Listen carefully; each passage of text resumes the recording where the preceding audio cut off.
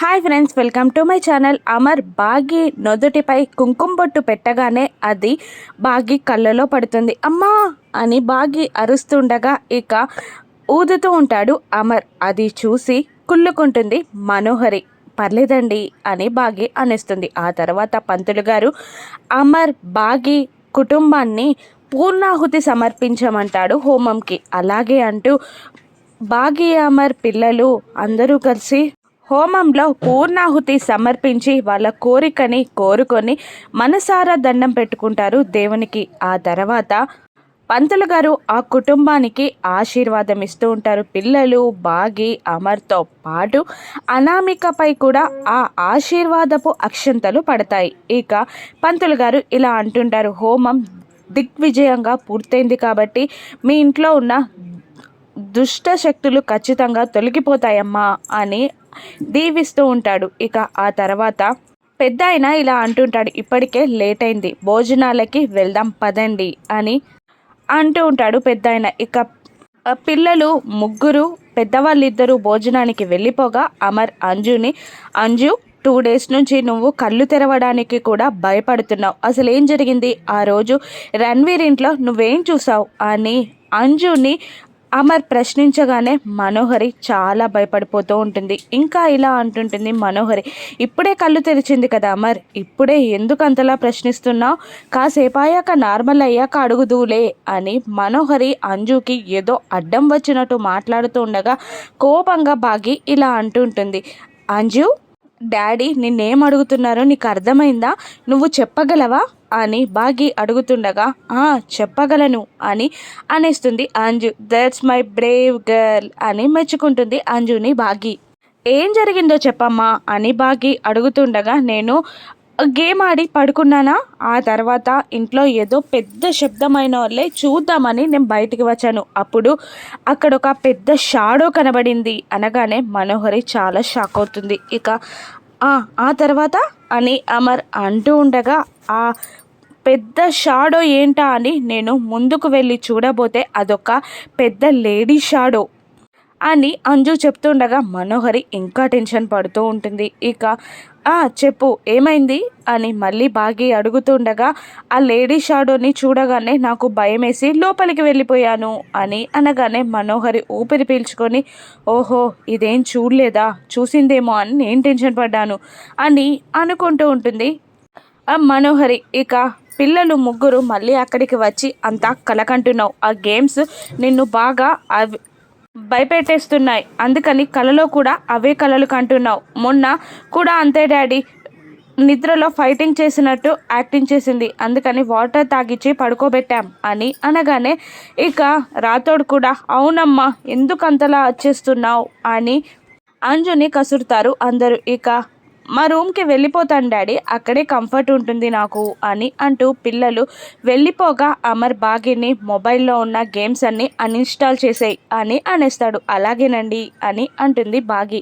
రాతోడు ఇలా చెప్తూ ఉంటాడు, ఖాళీ ఏదో గాయాలతో హాస్పిటల్లో జాయిన్ అయ్యారంట, ఇంతకుముందు మనోహరి మేడం కోసం వచ్చిన ఎస్ఐ చెప్పారు అని అనగానే అవునా ఎలా ఉన్నాడంట అని అడుగుతుండగా ప్రాణానికేం ప్రమాదం లేదంట అని అంటూ స్పృహలోకి వచ్చాక స్టేట్మెంట్ తీసుకుంటారని ఎస్ఐ చెప్పాడు అనగానే మనోహరి చాలా షాక్ అవుతూ ఉంటుంది. ఇక ఒకసారి బాగి కాల్ చేసి మంగళతో మాట్లాడు అంటూ ఉంటాడు అమర్. మరోవైపు పోలీసులు మంగళ కలిసి ఖాళీ ఉన్న హాస్పిటల్కి వచ్చి అక్కడ డాక్టర్తో మాట్లాడి కాళీ దగ్గరికి వెళ్తాడు. కాళీ స్పృహలో ఉండడు. ఇక మంగళ వెళ్ళి కాళీ గుండెలపై గుద్దుతూ, లేరా తమ్ముడా లేరా, నీకేం కాకుండా నేను కాపాడుతాను అని అనగానే గుండెలపై గుద్దడంతో అతడు స్పృహలోకి వచ్చి మనోహరి పేరు చెప్పడానికి ట్రై చేస్తుండగా అతనికి శ్వాస ఆడదు, కొట్టుకుంటూ ఉంటాడు. ఇక స్టేట్మెంట్ తీసుకోవడానికి ఎస్ఐ ట్రై చేస్తుండగా డాక్టర్ వాళ్ళిద్దరిని పక్కకి జరిపి ఆక్సిజన్ మాస్క్ పెట్టి,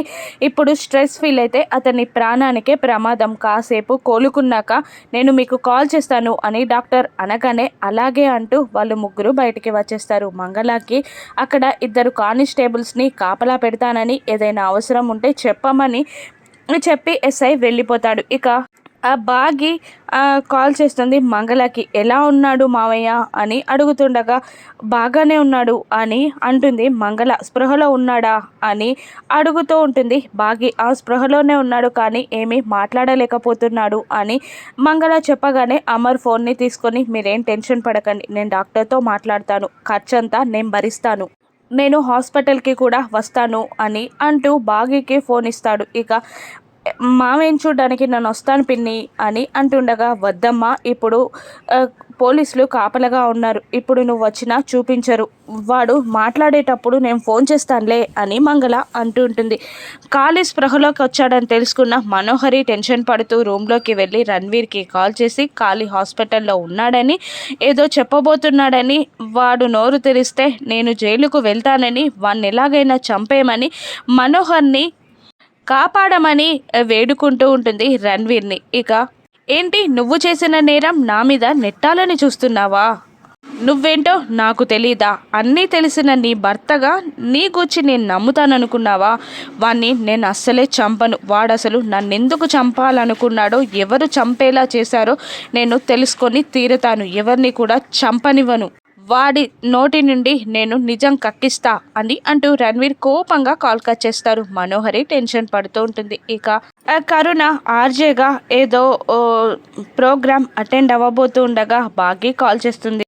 హాయ్ డార్లింగ్, ఎలా ఉన్నావు అని కరుణ అడుగుతుండగా పూజకి రమ్మంటే కూడా రాలేదు కదా అని బాగి విసుక్కుంటూ ఉంటుంది. తెలుసు కదనే నీకు, రావడానికి బయటికి వెళ్ళగానే మన మేనేజర్ గారు ఉన్నాడు కదా, ఎవరో ఆర్జే రాలేదంట, వచ్చి ఈ ప్రోగ్రామ్ని అటెండ్ చేయమని ఆర్డర్ వేశాడు అని అంటూ ఉంటుంది కరుణ. ఓహో పోనీ భోజనానికైనా రా అని బాగి అంటుండగా ఒక్కసారి ఆఫీస్కి వస్తే బయటికి వెళ్ళడం కుదరదని నీకు కూడా తెలుసు కదనే అని అంటూ ఒక ఐడియా, ఇప్పుడు వాళ్ళందరూ బయటికి వెళ్తున్నారు, నువ్వు కూడా ఇక్కడికి రావచ్చు కదా, వాళ్ళని కలిసినట్టు ఉంటుంది, మనం ఇక్కడ లంచ్ చేయొచ్చు అని అనేస్తుంది కరుణ.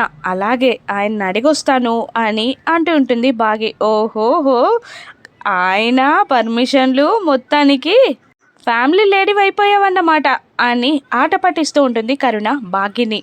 నవ్వేస్తుంది బాగి. అలాగే అంటూ బాగి అమర్ దగ్గర పర్మిషన్ తీసుకోవడానికి రూమ్కి వెళ్తుంది. అమర్ యూనిఫామ్ వేసుకొని ఆఫీస్కి వెళ్ళడానికి కాళీతో మాట్లాడడానికి రెడీ అవుతూ ఉంటాడు. ఇక సైగల్తో చెప్పడానికి ట్రై చేస్తూ ఉంటుంది బాగి. ఇక వెనక్కి తిరిగి బాగిని చూస్తాడు అమర్. బెల్ట్ ఇవ్వాలా అండి అని అంటుండగా తన బెల్ట్ని సెట్ చేసుకుంటాడు అమర్. కర్చీఫ్ ఇవ్వాలా అని అడుగుతుండగా తన జేబులో ఉన్న కర్చీఫ్ని చూపిస్తూ డన్ అన్నట్టు సింబల్ ఇస్తాడు అమర్. వాటర్ ఇవ్వమంటారా అని మళ్ళీ బాగి అడుగుతుండగా మీకేం కావాలో చెప్పండి అని అమర్ అడిగేస్తాడు. ఇక దాంతో అమర్ బుగ్గలని నాగుతూ యూనిఫామ్ని సెట్ చేస్తూ యూనిఫామ్ని లాగుతూ మీకు అన్నీ అంత కరెక్ట్గా ఎలా తెలిసిపోతాయండి అని అంటూ ఉంటుంది బాగి. ఇక అమర్ అది కాదండి మీకేం కావాలో చెప్పండి అని అంటుంటాడు అమర్. ఇక బాగి అది అది కరుణ స్టేషన్కి రమ్మంది, లంచ్ చేద్దామంది, తను కూడా పూజకి రాలేదు, కలిసి చాలా రోజులవుతుంది అని ఏదో చెప్పబోతుండగా మీరు ఎందుకు అలా అడుగుతున్నారు అని అమర్ డ్రామాటిక్గా అంటుంటాడు. ఏంటి అని మళ్ళీ బాగి అడుగుతుండగా అదే నువ్వెందుకు అడుగుతున్నావు అంటున్నా, చెప్పాను కదా రమ్మంది అని బాగి నసుగుతుండగా నేనంది అది కాదు, నువ్వు నన్ను పర్మిషన్ ఎందుకు అడుగుతున్నావని అంటున్నాను. నువ్వు ఇంట్లో పనిచేసే పని మనిషివి కాదు, ఈ ఇంటి కోడలివి, నా భార్యవి. నువ్వు నా భార్యవయ్యాక నీ లైఫ్లో ఏది చేంజ్ అవ్వలేదు అని అంటుండగా బాగి కళ్ళలో నీళ్లు తిరుగుతూ ఉంటాయి. ఏ లూజ్, అర్థమైందా అని అమర్ గట్టిగా అరుస్తాడు. ఇక బాగి అర్థమైనట్టే ఉంది, అర్థం కాలేదు, అర్థం కానట్టు అనిపిస్తుంది అని తిక్కగా మాట్లాడుతూ ఉండగా అమర్ 2 చేతులతో బాగి ముఖాన్ని పట్టుకొని ఇది నీ ఫ్యామిలీ నీకు బలం అవ్వాలి కానీ బలహీనత అవ్వకూడదు. ఇప్పటికైనా అర్థమైందా? నువ్వు పర్మిషన్ తీసుకోవాల్సిన అవసరం లేదు, నువ్వు నచ్చినప్పుడు నచ్చిన చోటికి వెళ్ళొచ్చు అంటూ ప్రేమగా బాగీకి చెప్తుండగా కన్నీళ్లు పెట్టుకుంటూ ఉంటుంది బాగి. అలా వాళ్ళ ప్రేమ బంధం ముడిపడి ఎలా సంసార జీవితంలోకి దిగుతారో రాను ఎపిసోడ్స్లో చూద్దాం. Thank you for watching.